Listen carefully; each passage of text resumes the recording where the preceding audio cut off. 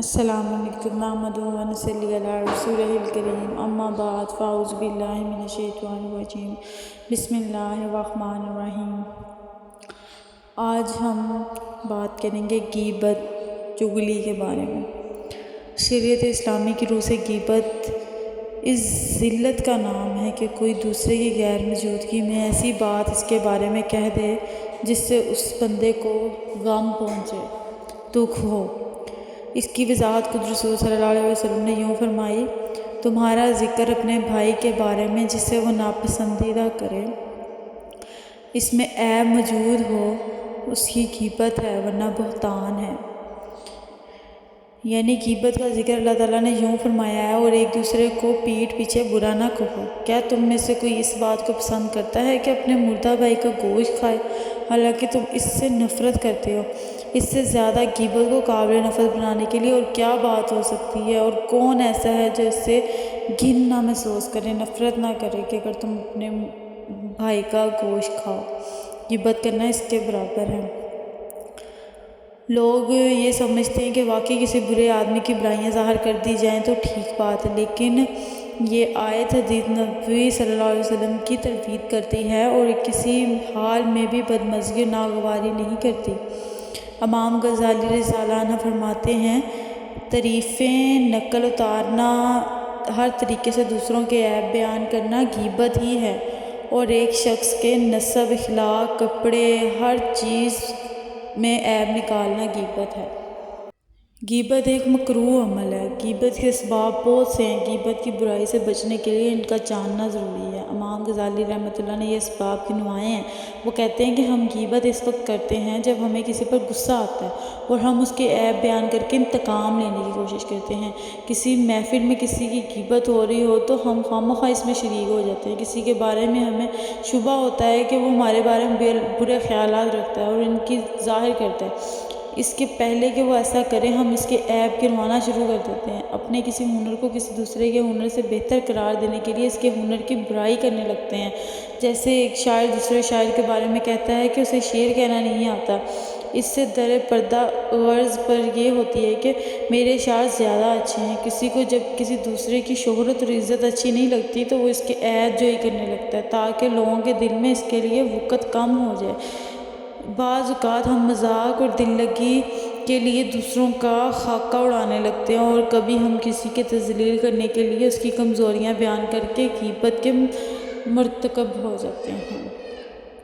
جب کسی کو کوئی بات نہیں مل رہی ہوتی نا کرنے کو تو وہ غیبت کرتے ہیں۔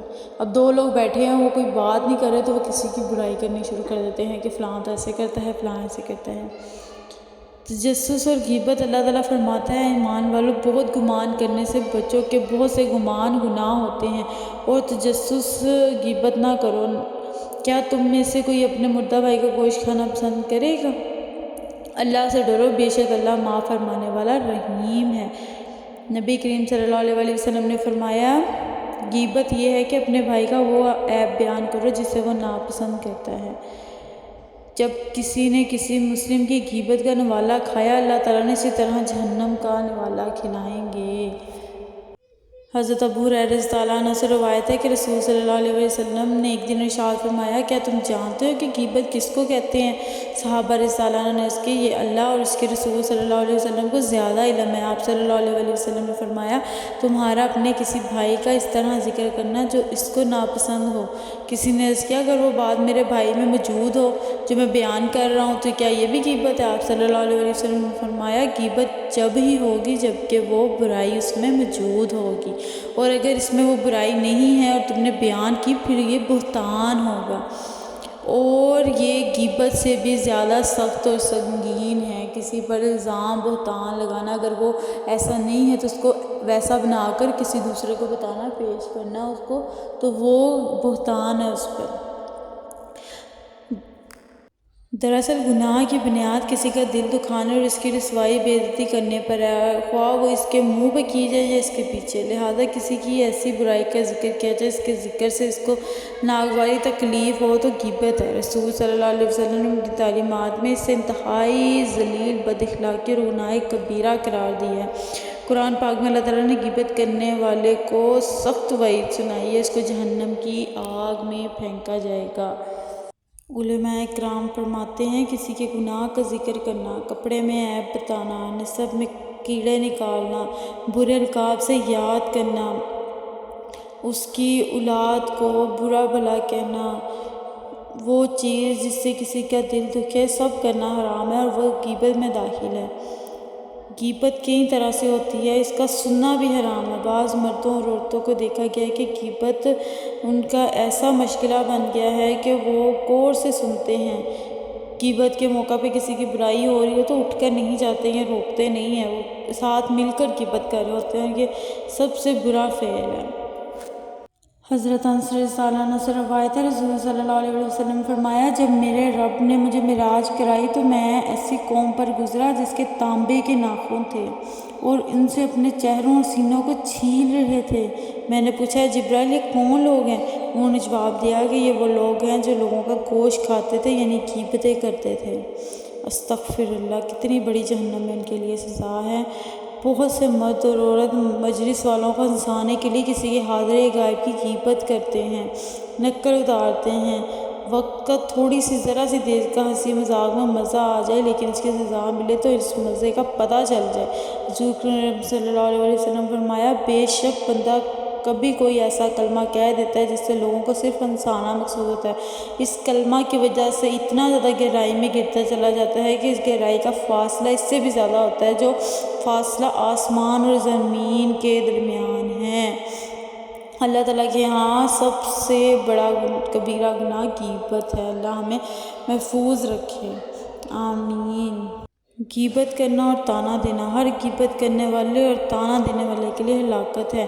صرف غیبت ہی نہیں، کبیرہ گناہ طعنہ دینا بھی، اگر ہم کسی کو ایسی طنزیہ لہجے میں بلاتے ہیں جس سے اس کے دل جوئی ہوتی ہے تو یہ بھی بہت بڑی ہلاکت ہے، گناہ ہے۔ غیبت کرنے والوں کا عالم برزخ میں انجام کیا ہے؟ چند آدمی ایک جگہ جمع تھے، فرشتے ان کے جسموں کو کاٹ کر انہی کو دیتے ہیں تاکہ کھائیں، اور کہتے ہیں جس طرح تو نے دنیا میں اپنے بھائیوں کا گوشت کھایا تھا اس کی سزا میں آج تجھے اپنا گوشت کھانا پڑے گا۔ استغفر اللہ۔ حضرت نے ارشاد فرمایا کہ جبرائیل یہ کون لوگ ہیں؟ فرمایا حضور صلی اللہ علیہ وسلم، غیبت کرنے والے، ان کو قیامت تک یہی عذاب ملے گا، قیامت تک یہ اپنا گوشت کھاتے رہیں گے، فرشتے دوزخ میں ان کو ان کا گوشت کاٹ کاٹ کے دیں گے کہ یہ کھاؤ۔ استغفر اللہ۔ اللہ ہمیں اس بڑی گندگی سے بچائے، آمین آمین۔ حدیث شریف میں ہے کہ غیبت زنا ہے اور یہ بہت بڑا گناہ ہے۔ غیبت کرنے والے کی اللہ بخشش نہ فرمائیں گے جب تک بندہ معاف نہ کرے، کیونکہ یہ حقوق العباد ہے۔ جس بندے کی غیبت کی جب تک اس سے معافی نہ مانگ لو اللہ بھی نہیں معاف کریں گے۔ غیبت کرنے والا ڈرپوک اور بزدل ہوتا ہے، پیٹھ پیچھے برائی کرتا ہے۔ غیبت کرنے سے چہرے کا نور پھیکا پڑ جاتا ہے اور ایسے شخص کو ہر شخص ذلت کی نگاہ سے دیکھتا ہے۔ غیبت کا بڑا ذریعہ ہے کہ غیبت کرنے والے کی نیکیاں جس کی غیبت کی ہیں اس کو دے دی جاتی ہیں، اگر اس سے کمی پوری نہ ہوئی تو جس کی غیبت کی ہے اس کی بدیاں اس کی گردن پر لا دی جائیں گی، جس کے نتیجے میں جہنم میں داخلہ ہوگا۔ ایسے شخص کو حدیث شریف میں دین کا مفلس فرمایا گیا ہے، لہٰذا دنیا میں اس کی معافی کرا لینی چاہیے۔ غیبت کا عملی علاج بھی کرنا چاہیے، اور یہ کہ ہم کوئی غیبت کرے تو اسے منع کرنے پر قدرت ہو، منع کر دیں، ورنہ وہاں سے اٹھ جانا ضروری ہے۔ اس کی دل شکنی کا خیال نہ کرے، کیونکہ دوسرے کی دل شکنی سے اپنے دین کی دل شکنی ہوتی ہے۔ اگر نہ اٹھ سکے کوئی بہانہ بنائے اور اٹھ جائے، لیکن غیبت کا حصہ نہ بنے۔ غیبت کا ایک عجیب و غریب عملی علاج یہ ہے کہ جس کی غیبت کرے اس کو اپنی اس حرکت کی اطلاع کر دیا کرے، تھوڑے دن میں مداوت ہوگی، انشاءاللہ یہ مرض بالکل ختم ہو جائے گا۔ غیبت کرنے سے دین و دنیا دونوں کا نقصان ہوتا ہے۔ جس کی غیبت کی ہے وہ اگر سن لے تو اسے تکلیف پہنچتی ہے، اور انسان کو ناراض کرنے سے اللہ بھی ناراض ہوتا ہے، اور اللہ کی ناراضگی دوزخ کا راستہ ہے، اللہ پاک دوزخ میں پھینک دیں گے۔ غیبت کرنے کے ساتھ ہی دل بھی ایسی ظلمت پیدا کرتے ہیں جس سے سخت تکلیف ہوتی ہے، جیسے کسی نے گلا گھونٹ دیا ہو، جس کے دل میں ذرا سا بھی حس ہو اس بات کو محسوس کرتا ہے وہ۔ اللہ پاک ہمیں اس بڑی گندگی اور گناہ سے اپنی حفاظت میں رکھے، اور کتنے اس کے نقصان ہیں کہ ہمارے گناہ جو ہیں اتنے بڑھ جاتے ہیں، ہمیں جہنم میں اتنی بڑی سزا ملے گی، اور اللہ تعالیٰ جو ہے ہماری نیکیاں، وہ جس کی ہم نے غیبت کی ہے اس کے نامہ اعمال میں ڈال دیں گے۔ ہم نے اتنی محنت کر کے نیکیاں کمائی ہوتی ہیں، تو ہم کون چاہے گا کہ ہماری نیکیاں کسی کے نامہ اعمال میں چلی جائیں؟ اس لیے بچیں اس برائی سے، اور اگر کسی کی غیبت کی ہے تو ابھی اس سے معافی مانگ لیں۔ اللہ تعالیٰ ہمیں ہدایت دے، نیکی کے راستے پہ چلنے کی توفیق دے۔ ویڈیو اچھی لگی تو چینل کو سبسکرائب کر دیں۔ اللہ حافظ۔